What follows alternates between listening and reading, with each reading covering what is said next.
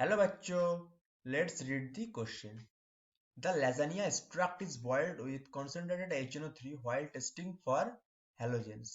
By doing so, it increases the concentration of NO3 minus ion, decomposes Na2S and NaCl if formed, helps in precipitation of AgCl, increases the solubility product of AgCl. तो हमें ये बताना है. तो हम यहाँ पे बोल रहे हैं कि लाइजाइन एक्सट्रैक्ट जो होता है उसको क्यों बॉयल किया जाता है HNO3 के साथ जब हैलोजन का टेस्टिंग किया जाता है. तो पहले हमें ये पता करना पड़ेगा कि लाइजाइन टेस्ट कब और किस लिए यूज होता है. लाइजाइन टेस्ट यूज होता है कुछ कंपाउंड को डिटेक्ट करने के लिए, और उस कंपाउंड में हो सकता है कार्बन हो, फिर हाइड्रोजन, नाइट्रोजन, सल्फर और हैलोजेंस भी हो. और इसको अगर कोई कंपाउंड में सिर्फ कार्बन और नाइट्रोजन कंटेन कर रहा है Na के साथ, उसको रिएक्ट करवाया जाएगा एलाजाइन टेस्ट के दौरान Na और C+N, और ये जो फॉर्म होगा यहाँ पे NaCN. फिर कोई भी अगर कंपाउंड है जहाँ पे सिर्फ सल्फर है तो यहाँ पे इसको रिएक्ट किया जाता है Na के साथ और ये फॉर्म करता है Na2S. अब यहाँ पे एक एनोमली है कि जब Na को हम रिएक्ट करवाते हैं हैलोजन के साथ तो ये जो होता है NaX ये फॉर्म होता है. ये जो होता है जनरली व्हाइट प्रिसिपिटेट होता है.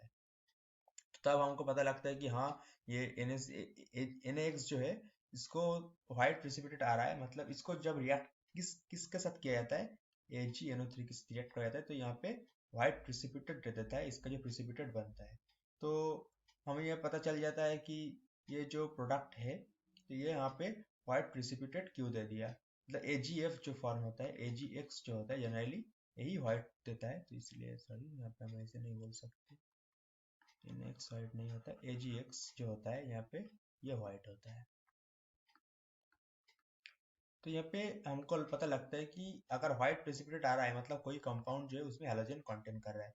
लेकिन ये बात एंटायरली ट्रू नहीं है, क्योंकि इसको भी इसके साथ भी जब हम AgNO3 के साथ रिएक्ट करवाता है तो भी व्हाइट प्रेसिपिटेट आ जाता है. तो हमको लगता है कि हाँ, इसमें भी तो हैलोजन होगा, लेकिन ऐसा नहीं है. इसलिए ऐसा अगर ना हो तो इसको रिएक्ट करवाया जाता है, इन दोनों को रिएक्ट करवाया जाता है कॉन्सेंट्रेटेड HNO3 के साथ.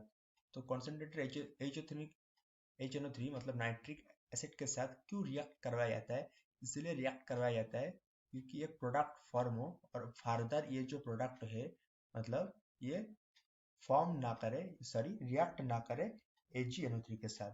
तो जब इसको NaCN को जब HNO3 के साथ रिएक्ट करवाया जाता है तो यहाँ पे क्या फॉर्म होता है HCN, और ये फॉर्म होता है H2S. ये दोनों जो प्रोडक्ट होता है ये फर्दर AgNO3 के साथ रिएक्ट नहीं करता है और कोई व्हाइट प्रिसिपिटेट नहीं आता है. तो हमको कंफर्म हो जाता है अगर व्हाइट प्रिसिपिटेट आ रहा है तो वो कंपाउंड जो होगा उसमें हैलोजन ही कंटेन होगा.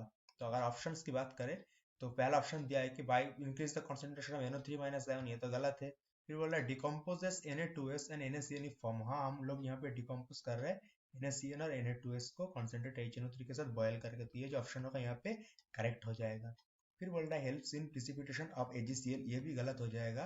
और लास्ट में बोल रहा है increase the solubility product of AgCl, ये भी गलत हो जाएगा. तो बी जो ऑप्शन होगा इस क्वेश्चन का हमारे पास करेक्ट आंसर होगा. I hope you understood it well. All the best.